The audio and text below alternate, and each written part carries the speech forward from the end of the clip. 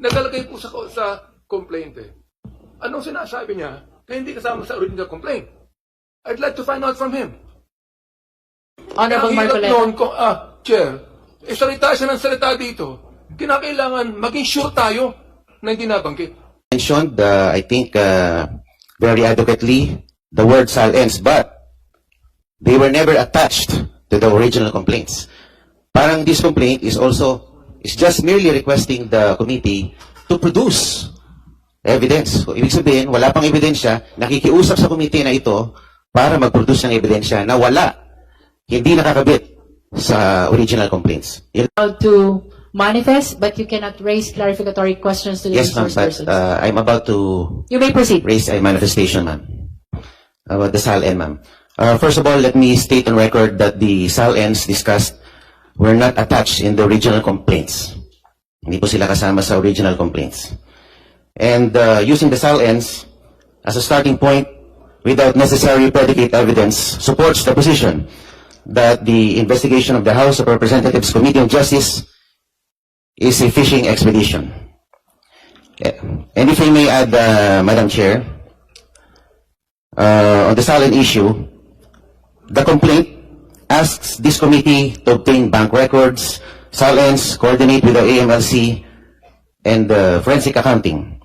If so, it is an acknowledgement that the complaint is still seeking the very facts it needs to conclusively prove its SALN theory.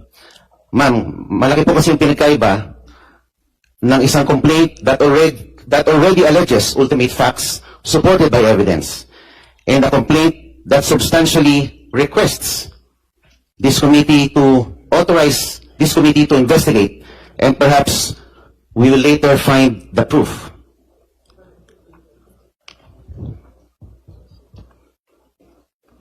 And if I also raise this observation, Madam, regarding the Ombudsman, the independence of the Ombudsman may be put to question before this body.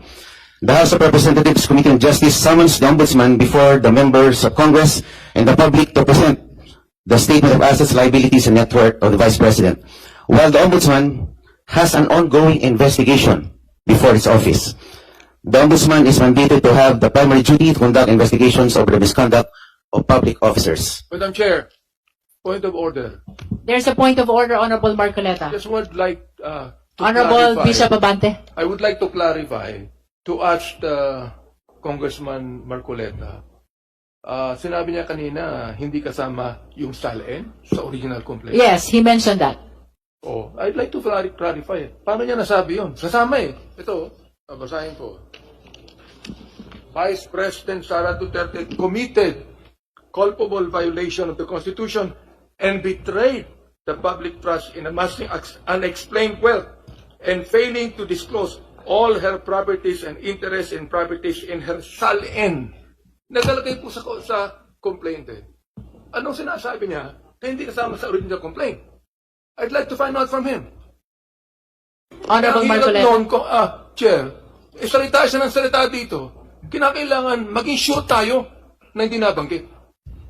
And if I may add, for the guidance of the honorable members and in response to the manifestation of the Honorable Marcoleta, I will be reading the specific paragraph where matters concerning SALN was mentioned in the complaint. With regards to Sabale complaint, there are allegations in paragraph 107, 108, 109, and paragraphs 285 to 290.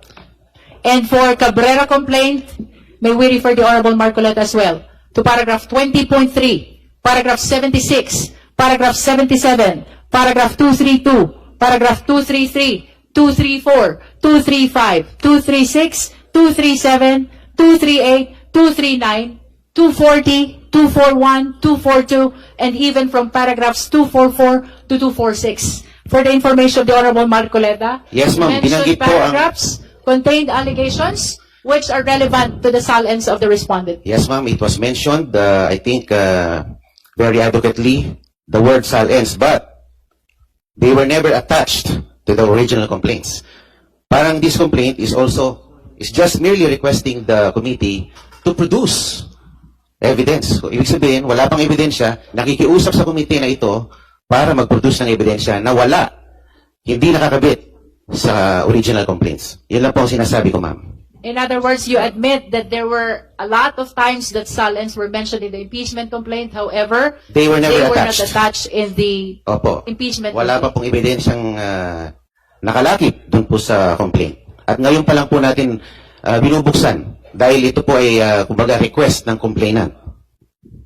Please understand as well that the compulsory process that was granted to the Justice Committee is for the purpose of testing the sufficiency of the allegations in the complaint, whether the same constitute probable cause, which is Yeah. the mandate of this proceeding. Right. So, with all due respect, Honorable Marcoleta, it is our humble position that all the actions of this committee, including the issuance of subpoena of all these questioned Salens by Your Honor, is in accordance with the rules of impeachment, the Constitution, and even with the decisions of the Honorable Supreme Court.